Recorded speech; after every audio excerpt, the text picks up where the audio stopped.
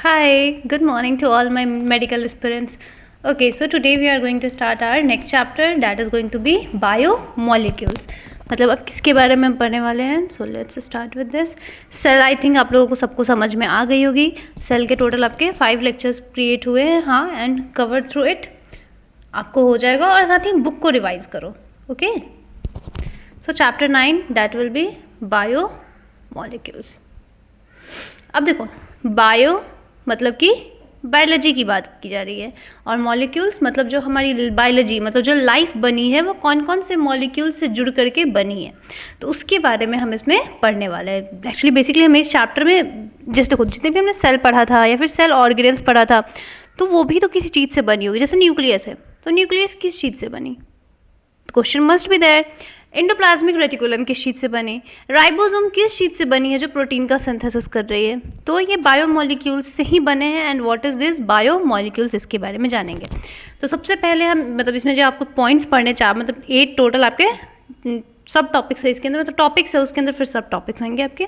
सबसे पहले एनालाइज करना है किसी भी केमिकल कॉम्पोजिशन को, मतलब कि कोई भी केमिकल अगर प्रेजेंट है, एक मॉलिक्यूल है तो उसके कॉम्पोजिशन को देखना है कि वो क्या है. फिर उसके बाद प्राइमरी एंड सेकेंडरी मेटाबोलाइट्स क्या है उसके बारे में पढ़ना है. आफ्टर दैट आपके बायो मैक्रो मॉलिक्यूल्स के बारे में पढ़ना है. देन प्रोटीन्स क्या है, प्रोटीन्स के बारे में देखना है. फिर पॉलीसेकेराइड्स के बारे में देखना है. न्यूक्लिक एसिड्स के बारे में पढ़ना है. स्ट्रक्चर ऑफ प्रोटीन्स के बारे में पढ़ना है एंड एंजाइम्स के बारे में पढ़ना है. तो ये सारे स्ट्रक्चर्स के बारे में क्या करना है, हमें थोड़ा थोड़ा पढ़ लेना है. सो लेट्स स्टार्ट विथ इट. तो देखिए जैसे कि हमारे लिविंग ऑर्गेनिज्म में क्या होती है, तो बहुत ही वाइड डाइवर्सिटी है हमारे लिविंग ऑर्गेनिज्म में. अगर हम बायोस्फीयर में देखें तो डाइवर्स का मतलब क्या है कि सबके कॉम्पोजिशन भी क्या है आपके डिफरेंट डिफरेंट है. तो यहाँ से फिर आपके दिमाग में एक क्वेश्चन आना चाहिए, क्या जितने भी लिविंग ऑर्गेनिज्म हैं क्या सेम केमिकल से ही बने हैं, मतलब देखिए एलिमेंट्स और कंपाउंड, मतलब अभी तक जितने भी जैसे कि एक प्लांट से लेकर के एक ह्यूमन तक, या फिर कह सकते हैं किंगडम मोनेरा से लेकर के हम किंगडम एनिमेलिया तक की बात करें, उस बीच में जितने भी आपके किंगडम आते हैं क्या वो सारे सेम एलिमेंट्स एंड कंपाउंड से बने हैं. So probably yes. तो क्या है वो सेम ही से बने हैं, बस क्या होता है स्ट्रक्चरल डिफरेंस होती है, एलिमेंट सेम होते हैं. क्योंकि कोई भी चीज़ बनेगी तो आपके जो 118 एलिमेंट आपने पढ़े होंगे पीरियोडिक टेबल में उसी से बनी होगी, है ना. और उसमें भी जो रेडियो एक्टिव होगी उससे तो नहीं होगी.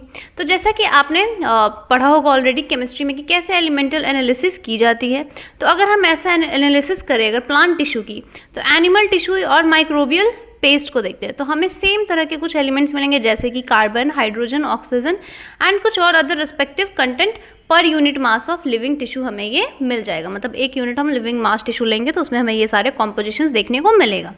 अगर सेम यही एनालिसिस हम किसकी करते हैं तो एक अर्थ क्रस्ट की एक पीस को, मतलब अर्थ के एक टुकड़े को करते हैं. जैसे कि एग्जाम्पल ये क्या है, एक नॉन लिविंग मैटर है तो we obtain a similar list, उसमें भी हमें क्या मिलेंगे सिमिलर लिस्ट मिलेंगे. ऐसा नहीं है कि जो हमारे अर्थ में जो सॉइल है, सॉइल में कार्बन नहीं है, हाइड्रोजन नहीं है, ऑक्सीजन नहीं है, they also have that.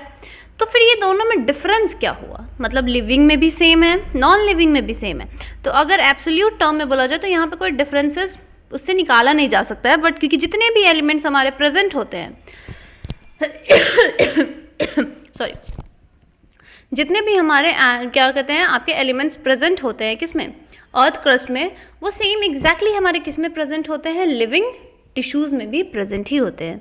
Okay तो जैसे कि अगर हम और एग्जामिनेशन करें तो वहाँ से हमें पता चलेगा बेटा कि जो आपकी रिलेटिव अबेंडेंस जैसे कार्बन और हाइड्रोजन अदर एलिमेंट्स के कंपैरिजन में ये ज़्यादा है हमारे लिविंग ऑर्गेनिज्म में एंड अर्थ क्रस्ट में भी ज़्यादा. तो मतलब हमारे कार्बन और हाइड्रोजन की कॉम्पोजिशन जो है वो as compare to any other elements that is greater.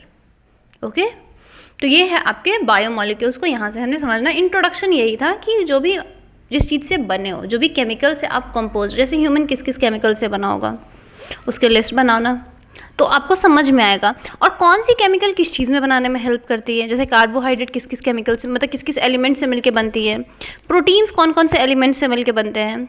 तो जब ऐसे आप पढ़ने लगोगे ना तो आपको याद करने की ज़रूरत नहीं पड़ेगी. इफ़ यू रीड लाइक कि आप समझ रहे हो.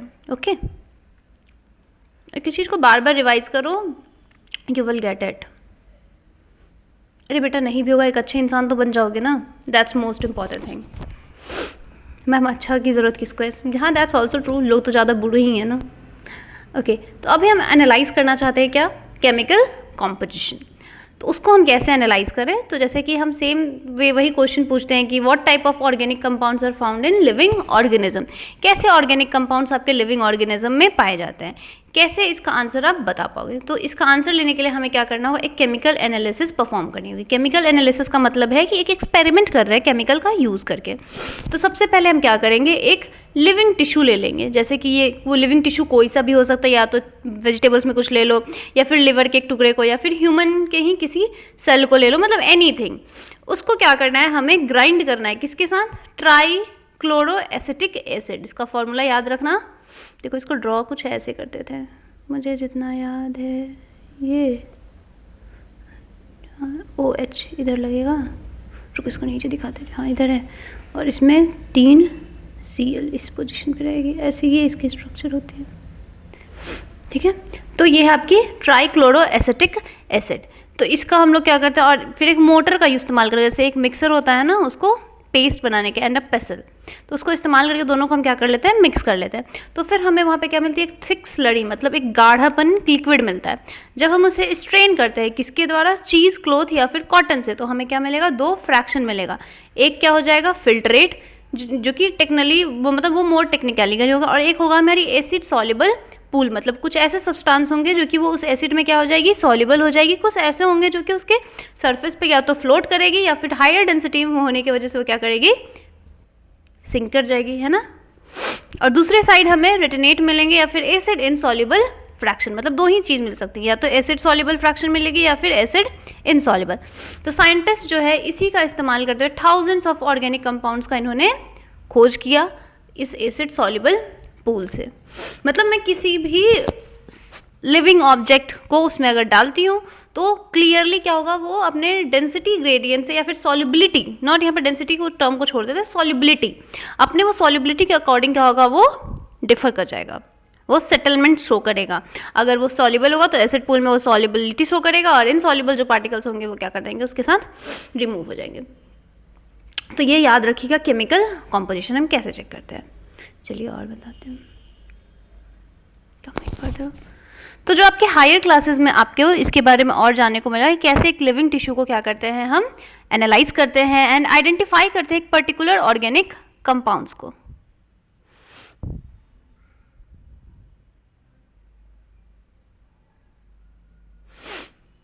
क्या प्रॉब्लम है, I don't know why it's working like this. चलो ठीक है, ओके।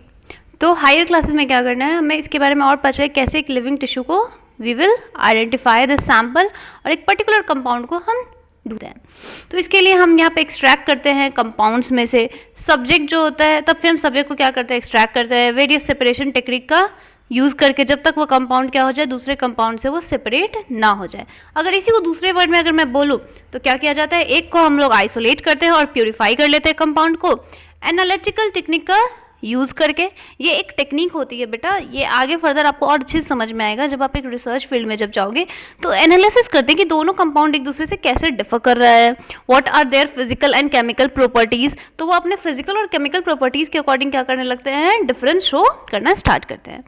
तो यही कंपाउंड पे हम लोग क्या करते हैं, अप्लाई करते हैं, तो हमें यहाँ पे मॉलिक्यूलर फार्मूला भी पता चल जाती है और प्रोबेबल स्ट्रक्चर भी पता चल जाती है। तो कौन सी टेक्निक के मदद से हमें किसी भी मॉलिक्यूल का स्ट्रक्चर एंड साथ ही साथ उसकी फार्मूला पता चलती है, तो that is analytical technique. Okay,